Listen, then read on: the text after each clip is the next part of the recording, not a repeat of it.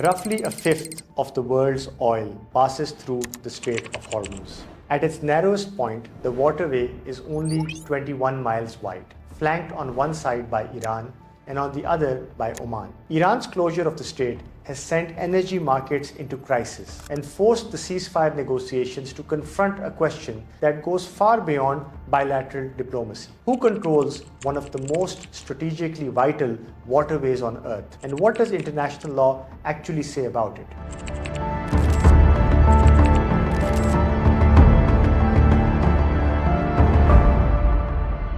The legal framework governing international straits is clear in principle, even if it is contested in practice. Under the law of the sea, straits used for international navigation are subject to the right of transit passage, a principle codified in the 1982 UN Convention on the Law of the Sea, or UNCLOS, and widely regarded as reflecting customary international law. This means that ships of all states, commercial and military, may pass through freely and continuously. Coastal states may regulate navigation for safety and environmental reasons, but they cannot suspend transit passage and they cannot charge for it. The foundations of this principle run deeper than UNCLOS. The Corfu Channel case, decided by the International Court of Justice in 1949, established that states have no right in peacetime to obstruct innocent passage through straits used for international navigation, a narrower but older right on which transit passage was built.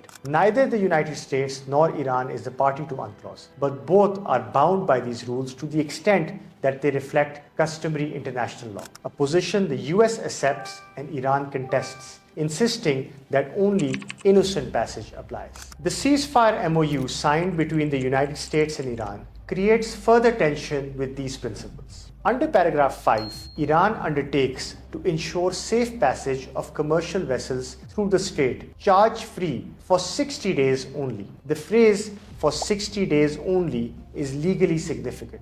It implies that after that period, different arrangements may apply. But under what is widely regarded as customary international law, transit passage through an international strait cannot be made conditional or time-limited by a coastal state. The MoU also envisages Iran conducting dialogue with Oman to define the future administration of the strait, in consultation with other Persian Gulf coastline states. A bilateral or regional arrangement of this kind is not inherently unlawful, but it faces a hard legal constraint. It cannot restrict the rights of third states to navigate freely. The Strait of Hormuz is not Iran's or Oman's to administer as they see fit. Its legal status belongs to a body of international law that governs all maritime passage. There is also the question of mines laid by Iran in the strait during the conflict. Customary international law, reflected in the 1907 Hague Convention on Submarine Mines, requires these mines to be cleared after hostilities end, and the MoU sets a 30-day deadline for doing so.